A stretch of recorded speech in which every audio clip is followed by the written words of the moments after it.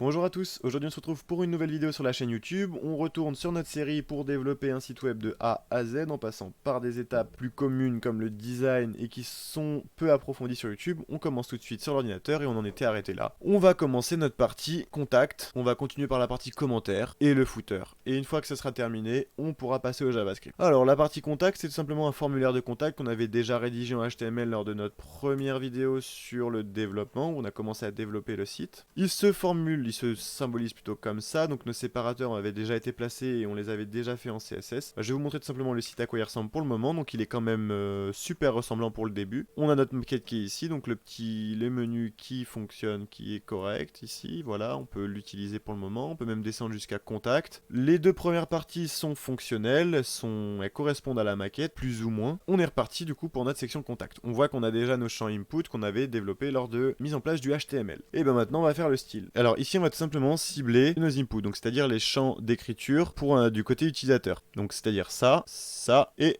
ça. Ce sont, on l'a vu lors de la vidéo où on a développé le HTML, ce ne sont pas les mêmes types d'éléments. Celui-ci c'est un input, celui-ci c'est un input et ça c'est un text area. Ils sont différents, ils sont deux différents en fait. Et du coup on va les cibler comment? Et ben en fait on va lui dire toutes les inputs de notre document qui ne sont pas de type submit. Donc on va prendre tous les inputs du document sans le bouton ici parce que c'est un type submit. Tous les inputs de point de note sauf les inputs de type submit. C'est comme ça, c'est la syntaxe en CSS pour cibler et exclure en fait, voilà. Et donc virgule pour dire et les text area. Heureusement on n'en a qu'un seul, donc on saura que ce sera forcément que lui. Et voilà, tout cela, on va leur enlever le style apposé par CSS de base, on va enlever les bordures. Pour ce qui concerne le text area, on va enlever le resize, donc c'est-à-dire cette possibilité d'agrandir comme bon vous semble la box de messages. Ça c'est le pire truc pour le responsive. Et on va enlever ces petits trucs, pareil, on va enlever donc les bordures, je l'ai dit. On va apposer la ligne en bas de rouge et on va changer la police d'écriture dans les box. Bon, tout simplement, ça se consiste comme ça. On dit bordure, on n'en veut pas, none. On lui dit juste qu'on veut une border bottom de 2 pixels en solide, c'est-à-dire en uniforme, pas en pointillé par exemple, de couleur rouge. Et donc on va avoir ces petits trucs, comme les petits séparateurs ici. Ensuite, resize none, tout simplement pour le text area, pour pas avoir le petit truc pour pouvoir resize, donc c'est-à-dire poser une nouvelle taille, donc c'est ce petit truc là pour enlever ce truc là. Outline none, outline c'est quoi? C'est que quand vous cliquez dans un champ input, vous voyez les bordures passent en noir, et même si vous n'avez pas de bordure, ça va pas créer une bordure noire, mais ça va faire même sur téléphone une petite bordure bleue pour montrer qu'on clique dessus.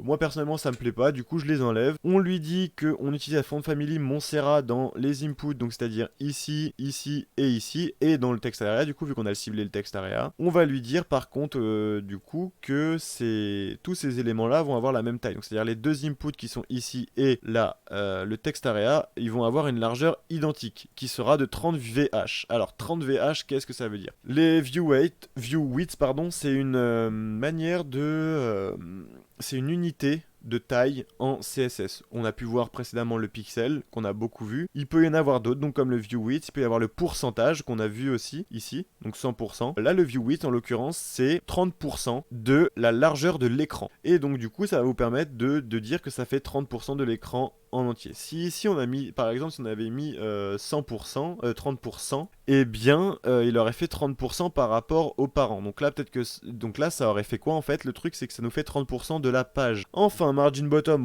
lui on va rajouter à ces petits trucs à chaque fois là une petite marge en bas de 20 pixels, voilà, pour l'espacer. Et puis une font size, on va leur dire que la font size à l'intérieur c'est du 20 pixels, tout simplement. Voilà pour nos champs d'entrée. Les labels, c'est quoi les labels?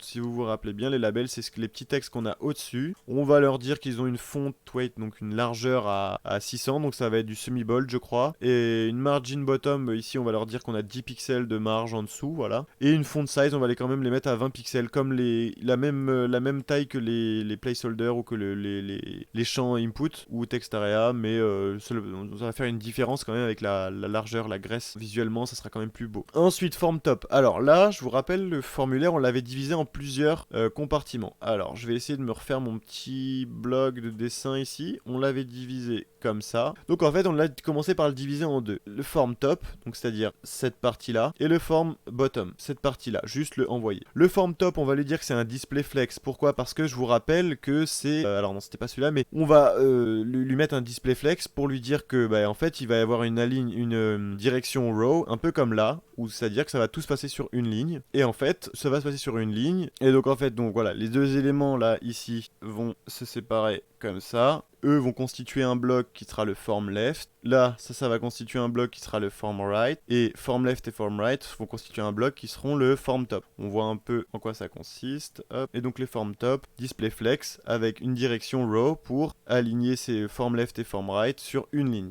Position relative, je sais, peut-être que je vais avoir besoin du absolute après, donc c'est peut-être pour ça que je mets du relative. En tout cas, c'est toujours mieux de le rappeler de temps en temps. Voilà, de toute façon, de base, c'est du relative. Et justify content, space between, tout simplement, en fait, ça va nous permettre que, par exemple, ici, je vous rappelle que du coup, nos blocs font 30 view width, et que donc, du coup, dans la logique, on peut en mettre 3 sur la largeur d'une page, parce que ça nous fait 90 view width, et après au-dessus on dépasse les 100 view width, donc c'est pas bon, donc on peut en mettre 3. Cependant en flex, les éléments vont avoir tendance à se coller, donc c'est à dire que là dans la logique, eh ben, votre message là, notre texte area, eh ben, il se serait collé à ces deux là, et là il aurait laissé du vide, parce que le flex c'est comme ça laisse du vide. On pourrait aller le voir tout à l'heure si vous voulez directement dans le navigateur. Bah écoutez, je vais vous le montrer plutôt tout de suite. Si j'enlève space between, hop, on va actualiser. Si j'enlève space between, vous voyez que là, il colle, en fait, le message va se coller à notre partie de gauche. Et en fait, le space between, on va lui dire que cet espace-là, il va le mettre entre les deux. Et donc, ça va décaler votre message à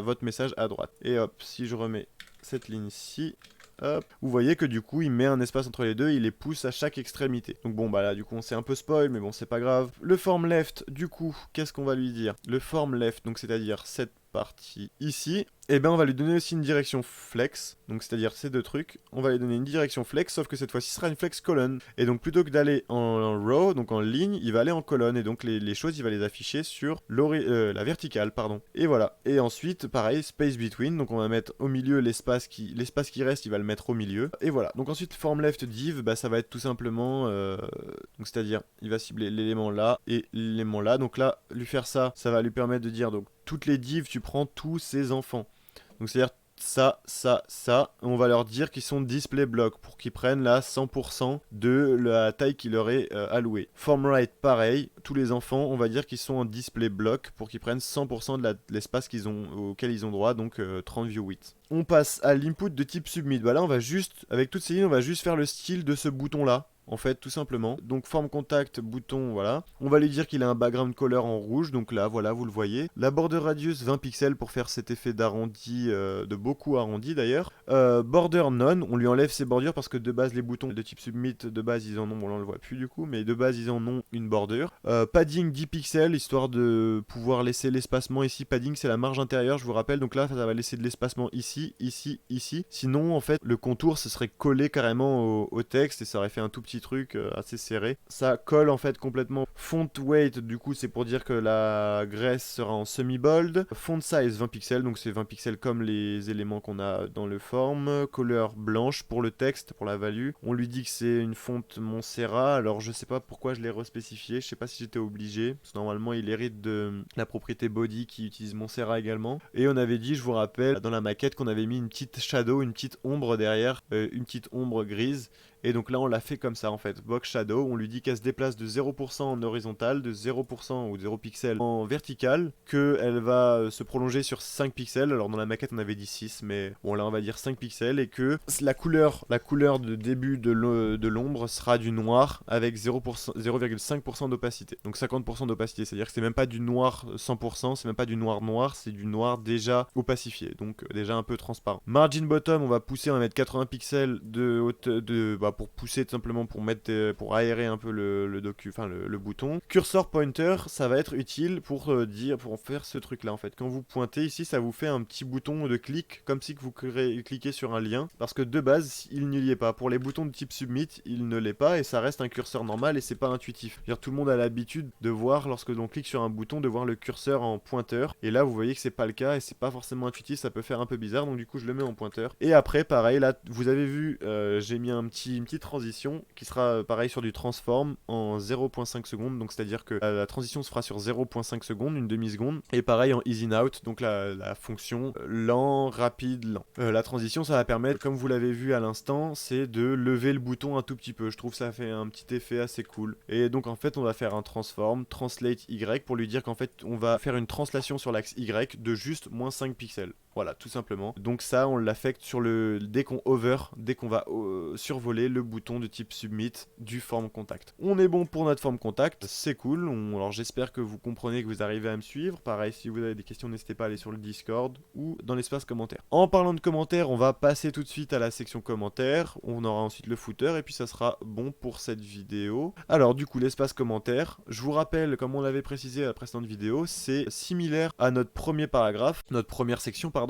On a une image qui est à gauche d'un bloc texte où il y a un titre et un paragraphe. Et bah là c'est pareil, une image qui est à gauche d'un bloc texte avec un titre et un paragraphe. Il y a très peu de code CSS tout simplement. Parce que je vous rappelle du coup que le titre est de base centré, tout ça, puisqu'on l'avait associé à une classe qu'il faisait elle-même. Alors j'avais fait des divs, normalement j'avais fait des parents, voilà, on peut le voir ici, classe commentaire avec un S. Je vais pas l'utiliser parce que de base ils sont en display block position relative et moi ça me convient parfaitement, donc j'ai pas besoin de les modifier. Le H2, donc la title category, comme je viens de vous le dire, elle est de la classe title category, donc de base le style est hérité comme les autres, c'est bon. Et du coup ensuite on va avoir nos commentaires, donc ça en fait tout ça en HTML ça va représenter tout ça, voilà, tout ça, voilà, et le troisième.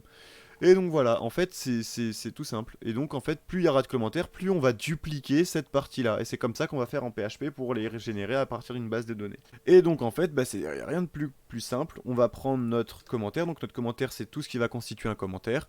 Et on va lui dire un display flex. Alors hop, ça va être un commentaire. Display flex, comme tout à l'heure. Un commentaire aura deux enfants, l'image à gauche et la div qui contient tout le texte. On le met en display flex, donc voilà, je vous l'ai dit. En flex direction row, donc sur une ligne, et donc ça va les aligner, donc c'est-à-dire que l'image va se positionner à gauche et le texte va se positionner à droite. Et width 80%, donc c'est-à-dire qu'elle va faire 80% de 80% de la page. Donc il fera 80% de 80%. Je vous rappelle qu'on avait dit tout ce bloc de page, en fait, il faisait 80% de base, et que si en plus on lui dit qu'un commentaire, ça fait 80% de ça, donc ça fait 80% de 80%. Je sais pas combien ça fait. Donc c'est pour ça que les commentaires dépassent pas cette ligne ici. Et ensuite commentaire pp, donc ça c'est profil picture, donc ça va être l'image. La classe commentaire pp, c'est la classe que j'ai associée aux images. On va lui dire qu'une image, une profil picture fera pas plus de 50, enfin pas plus, mais fera 50 pixels par 50 pixels, et qu'il y aura un margin top, donc il y aura une petite poussée du haut de 10 pixels. Et le commentaire texte, c'est le bloc qui va regrouper la description et le titre ici, qui sera le titre, ce sera le pseudo des personnes. Et celui-ci, on va lui dire qu'il y aura un margin left de 20 pixels, comme tout à l'heure, pour se pousser, s'éloigner de l'image à gauche. Et enfin, ceux-là, je vais juste leur dire je vais juste dire au P, au paragraphe, de justifier. Le titre, j'ai pas jugé bon de changer les propriétés, parce que ça doit être un H3, il me semble, et que je trouvais que le style correspondait. Donc voilà, c'est très simple, la partie commentaire est très simple, on peut actualiser, et voilà ce que ça nous donne, c'est quelque chose de très clean. La partie commentaire est terminée, on va pouvoir s'attaquer au footer de cette page, et enfin, on aura terminé le style de cette page. Le footer est vraiment pas recherché, mais c'est volontaire, je ne jugeais pas bon de faire un footer poussé pour les débuts. En fait, vous voyez déjà que le site de base est très simple, pour débutants, c'est quand même un bon projet pour commencer. Alors pour le footer, on va tout simplement faire presque comme le header, d'ailleurs, excepté le top 0, il n'y a rien de différent. On a une hauteur à 80 pixels, une position qui est relative par rapport au document, et un fond qui est de couleur rouge. Donc ça va nous créer ce bloc-là, tout ce bloc-là en fait. Ces trois lignes vont nous créer ce bloc-là, et on n'a pas besoin de mettre la largeur, parce que c'est automatique, il prend la largeur entière de la page. Et enfin, footer H2, ça va être le petit copyright qu'on a à l'intérieur, le petit texte copyright. Et en fait, ce petit texte copyright, on va le mettre en position absolue. Pourquoi? Parce que c'est une manière de positionner qui est plus simple. Donc c'est pour ça que je l'ai mis en relative ici. Voilà, c'est parce que comme ça, je peux mettre du absolute par rapport au footer. Je vous rappelle, si vous mettez du absolute et que vous mettez pas de parent relatif, ça va prendre le parent relatif, le premier parent relatif. Et donc, hop, en l'occurrence ici, ça sera ça sera le body. Alors là, du coup, il va mettre à 50% en top et à 50% en left du footer. Le problème à ça, je vous le rappelle, c'est que ça ne pousse pas au centre précisément. Donc ça va pousser en haut à gauche. Donc ça, en fait, c'est-à-dire que on va avoir la hauteur en différence et la longueur en différence à gauche en fait, ça va pas être centré, c'est-à-dire que le truc il va plus être par là. D'ailleurs là il est même pas centré en fait, j'ai un peu fait du freestyle là, mais bon, pas grave. Et en fait cette petite ligne transform translate va pousser à 50% du texte et à 50% du texte en longueur et en largeur pour recentrer complètement le truc, et on lui dit que le texte sera de couleur blanche. On actualise et on voit que ça fonctionne. Donc du coup c'est ce qu'on a pu faire au niveau du site. On voit qu'on a terminé tout simplement notre style, et maintenant je pense que je sais pas si vous en avez parlé précédemment, mais je vais vous montrer une petite chose qui va vous déplaire. Ça s'appelle le responsive. Et en fait, si je redimensionne à la manière d'un téléphone mon application, mon site, on voit que tout est foutu en rade. Et encore, au niveau des commentaires c'est plutôt correct, au niveau du formulaire de contact ça passe encore, même ici ça passe encore, mais du moins cette partie ça ne passe pas. Alors du coup dans les prochaines vidéos on va aborder le responsive et on abordera ensuite le JavaScript. Donc on n'en a pas encore fini pour le CSS, il va y avoir quelques petites lignes de responsive, je vous le dis honnêtement, il doit y avoir une